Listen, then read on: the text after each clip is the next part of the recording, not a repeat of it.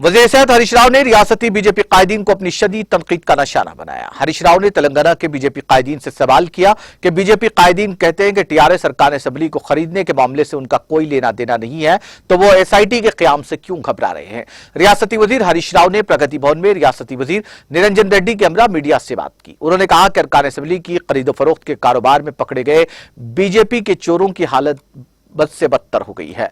अरकान असेंबली की खरीदने आए एजेंट्स और स्वामियों ने इस मामले से मुतालिक साफ इनकार करते हुए कहा कि उन्हें इसका कोई इल्म नहीं है।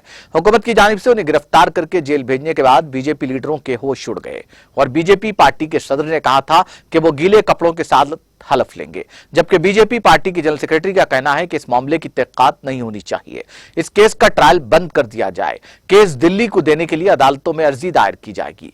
हरीश राव ने कहा कि 8 रियासतों में हुकूमत का तख्ता उलटने के बाद तेलंगाना हुकूमत का तख्ता उलटने की कोशिश में बीजेपी को बुरी तरह नाकामी हुई। इस मौके पर रियासती वजीर निरंजन रेड्डी ने भी खिताब करते हुए टीआरएस अरकान असेंबली की खरीदी मामले पर बीजेपी को अपनी शदीद तनकीद का निशाना बनाया।